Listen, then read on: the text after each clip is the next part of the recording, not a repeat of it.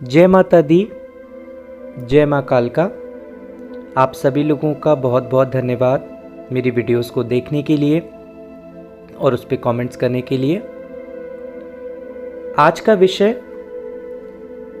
बहुत ही महत्वपूर्ण है और मुझे पूरी उम्मीद है कि आप सब लोग जानना चाहेंगे और स्पेशली जो हमारी युवा पीढ़ी है, यंगस्टर्स हैं या एम्प्लॉयज़ हैं, वो इस बात को जानने में बहुत ज़्यादा इच्छुक रहते हैं कि पूजा पाठ, भक्ति, प्रार्थना ये सब करके क्या हासिल होता है, क्या इम्पोर्टेंस है, क्या आवश्यकता है। आजकल के युग में जब हमने विज्ञान में इतनी तरक्की कर ली है, एक प्रश्न हम सब के आगे आया है और जिससे कहीं ना कहीं हमारी युवा पीढ़ी आज जूझ रही है और उन्हें उत्तर नहीं मिल रहा, और वो ये है, क्या पूजा पाठ ज़रूरी है या फिर हमें 10 मिनट, 15 मिनट, 1 घंटा पूजा करना ज़रूरी है, मंदिर जाना ज़रूरी है।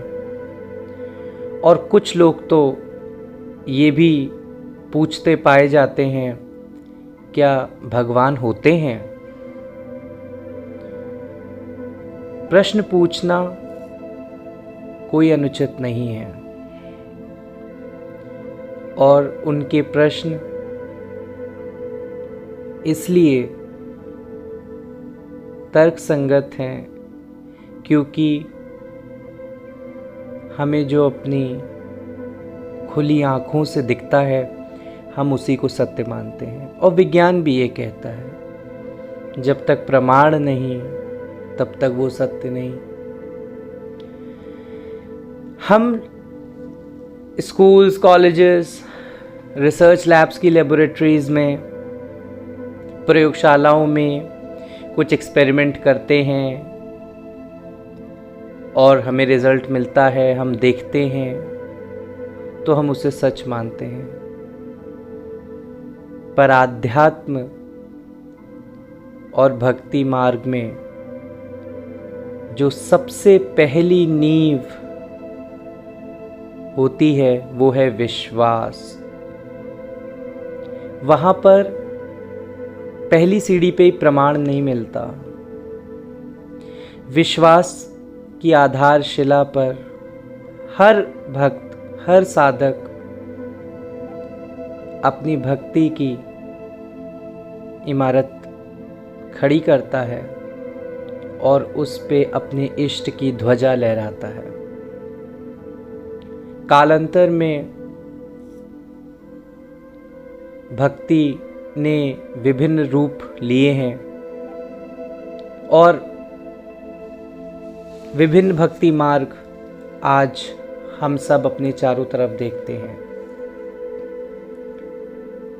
तो हमें आज ये जानना चाहिए कि पूजा पाठ या अपने जीवन में से कुछ समय भक्ति को देने से हमें क्या फ़ायदा होगा या उसका क्या लाभ है और उसकी उपयोगिता क्या है। ये वीडियो स्पेशली यंगस्टर्स के लिए है, मेरे भाई बहनों के लिए है जो कि आज 21st सेंचुरी में 21वीं सदी के करता धरता है। तो पहले हमें ये जानना है कि पूजा पाठ से क्या होता है। जब भी हम पूजा करते हैं, किसी भी इष्ट की करते हैं। हर व्यक्ति अपने जीवन में एक इष्ट बनाते हैं। कुछ लोग अपने कुल देवी देवताओं को पूजते हैं, जो कि उनके परिवार में पीढ़ियों से इष्ट पूजे चले जा रहे हैं। कुछ लोग अपनी स्वेच्छा से इष्ट बनाते हैं, जिनके प्रति उनकी भक्ति और श्रद्धा जागृत होती है। कुछ लोग इस भक्ति मार्ग में गुरु भी धारण कर लेते हैं और गुरुओं द्वारा बताए गए भक्ति मार्ग पर चलते हैं। तो कोई भी मार्ग हम चुने, सारे रास्ते हमें उस परमात्मा से मिलाते हैं।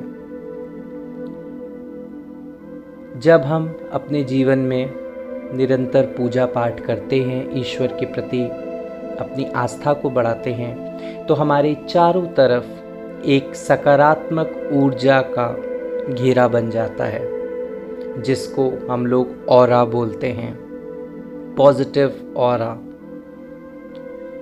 जैसे कि आपकी स्क्रीन्स पे आपको चित्र में दर्शाया गया है कि जब हम पूजा पाठ करते हैं, ध्यान लगाते हैं, चाहे हम मंत्र जाप करें, चाहे हम कोई धार्मिक पुस्तक पढ़ें, धार्मिक ग्रंथ पढ़ें, चालीसा पढ़ें, आरती करें, या हम अपने इष्ट के नाम की माला करें, तो हमारे अंदर से जो तरंगे निकलती हैं शब्दों के माध्यम से या फिर विचारों के भी माध्यम से, वो हमारे चारों तरफ एक घेरा बनाती हैं और वो हमारे ब्रह्मांड में जो सकारात्मक शक्तियाँ, हमारे इष्ट की जो शक्ति हमारे आसपास होती है, उसको चुंबक की तरह खींचती है। और जब ये शक्ति हमारी ओर खिंची चली आती है, तो हमारी स्वयं की शक्ति और हमारे इष्ट और आराध्य की शक्ति मिलकर एक सुरक्षा घेरा हमारे चारों तरफ बना देते हैं। और उसका प्रभाव ये होता है कि व्यक्ति अपने जीवन में बहुत ज़्यादा सकारात्मकता महसूस करता है और कई बार उसके साथ कुछ अनोखे अनुभव भी होते हैं। आपने कई बार सुना होगा लोगों को कि आज तो मेरे साथ ही दुर्घटना होते बची, पता नहीं मैं कैसे बच गया, मुझे तो समझ नहीं आ रहा कि कैसे ये अल्प टल गई, ये कैसा काल टल गया। तो इस सब के पीछे का कारण क्या है? हम लोग उसे किस्मत, भाग्य का नाम दे देते हैं, होता भी है, पर कहीं ना कहीं उसके पीछे हमारे साथ जुड़ी हुई सकारात्मक शक्तियां, हमारे इष्ट की शक्तियां हमें सहयोग करती हैं। पूजा पाठ भक्ति के विभिन्न मार्ग हैं। कोई स्थायी नियम नहीं है, कोई स्थायी प्रयोजन नहीं है। हर व्यक्ति के भक्ति की परिभाषाएं अलग हैं। मेरी अलग हैं, मेरे परिवार के सदस्यों की अलग हैं, मेरे मित्र की अलग है, आप लोगों की भी अलग होगी। पर पूजा पाठ करके हमें अपने अंदर की ऊर्जा को और सकारात्मक बनाना है, अपने चारों तरफ एक सकारात्मक घेरा बना के रखना है। और जब हम अपने जीवन में किसी विपरीत परिस्थिति में होते हैं, जब हमें मानसिक क्षति पहुंचती है, जब हम परेशान होते हैं या दुखी होते हैं किसी भी कारण से, उस समय ईश्वर से प्राप्त सकारात्मक ऊर्जा हमें उस परिस्थिति से निकलने में बहुत सहायक सिद्ध होती है। हमें पता भी नहीं चलता कि कब वो शक्ति हमें सहयोग कर रही होती है, और हम, क्योंकि हम मनुष्य हैं, इंसान हैं, तो हम उसे अपनी उपलब्धि मानकर उसका अभिमान भी कर लेते हैं। और कुछ लोग तो इसको महसूस भी नहीं करते, सोचते ही नहीं है कि ये कैसे हो रहा है।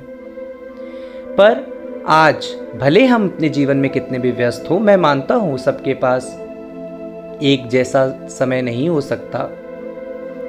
आजकल बहुत ही लंबे समय की वर्क आवर्स होते हैं लोगों के, लोग उतना समय नहीं दे सकते।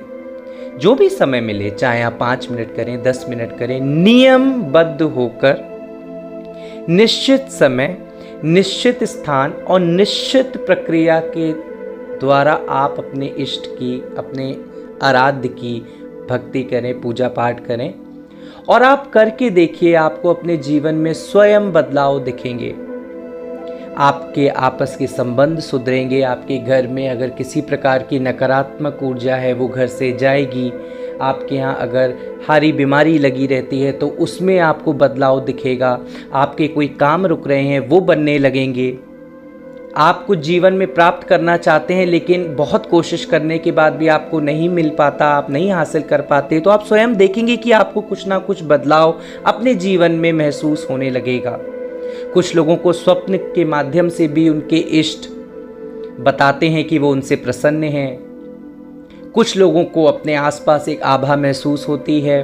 कुछ लोगों को ईश्वर की कृपा किसी अन्य व्यक्ति के द्वारा प्राप्त हो जाती है। हम कहीं जाते हैं, हम परेशान होते हैं, अचानक से कोई आके, कोई भी व्यक्ति जिसको आप जानते नहीं हैं, वो आपको आके कोई ऐसी सलाह दे देता है, कुछ आपका हाथ पकड़ लेता है और वो सलाह, वो सहायता उस समय आपको उस समस्या से निकालने में सक्षम हो जाती है। और वो ये ही होती है ईश्वर की कृपा, आपकी आराध्य की कृपा, आपकी भक्ति का फल।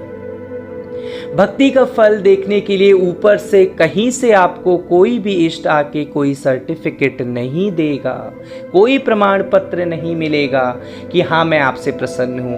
अनुभव, भक्ति, आध्यात्म, ये आत्मा से जुड़ा होता है और जब आत्मा जुड़ी होती है तो आत्मा दिखती नहीं है। उसी प्रकार आत्मा से जुड़े अनुभव भी आप महसूस कर सकते हैं, देख नहीं सकते। हमारी इन आँखों में वो इतनी शक्ति नहीं है कि हम उसको देख पाएं।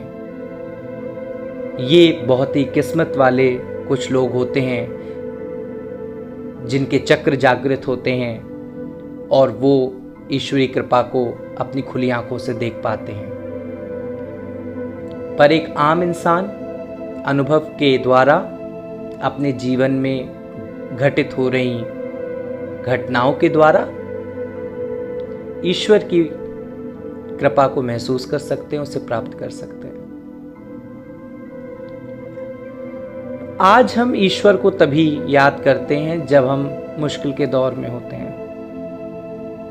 इस समय वैश्विक महामारी फैली हुई है, हम सब कोरोना के प्रकोप से जूझ रहे हैं। तो आपने देखा होगा, मेरे पास भी कई फ़ोन आते हैं, कभी मैसेज आते हैं, मुझे पता चलता है कि लोग बहुत दुखी हैं, परेशान हैं, उनके घर परिवार संबंधी कोई अगर बीमार है तो लोग बहुत परेशान हो जाते हैं और इस समय ईश्वर को याद कर रहे हैं। कोई पूजा कर रहा है, कोई हवन करा रहा है, कोई जाप करा रहा है, कोई सारे साम दाम दंड भेद इस समय लोग प्रयोग कर रहे हैं कि किसी तरह उनके इष्ट मान जाएं और उस संकट की घड़ी से उन्हें निकाल लें।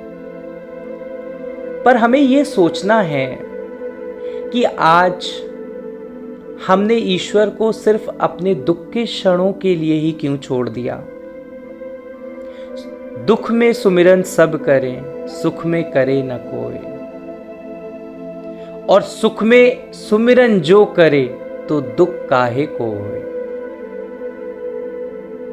और यही हो रहा है।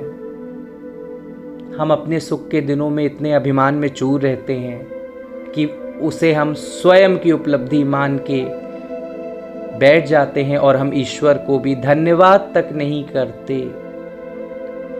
हमारे जीवन में कुछ भी होता है, अच्छा छोटी सी बात हो चाहे बड़ी बात हो, लेकिन आज हमने सुख के दिनों में ईश्वर को पूछना छोड़ दिया क्योंकि हम उसे अब अपनी स्वयं की उपलब्धि मानने लगे हैं। मैंने एक वीडियो में कहा था, आज हमने स्वयं को भगवान मान लिया, इसीलिए हमें अब ईश्वर की आवश्यकता नहीं। लेकिन हाँ, जब हमारे दिन अच्छे नहीं होते, जब हम किसी संकट की घड़ी में होते हैं, तभी हमारे मुखमंडल में ईश्वर का नाम आता है। ऐसा क्यों?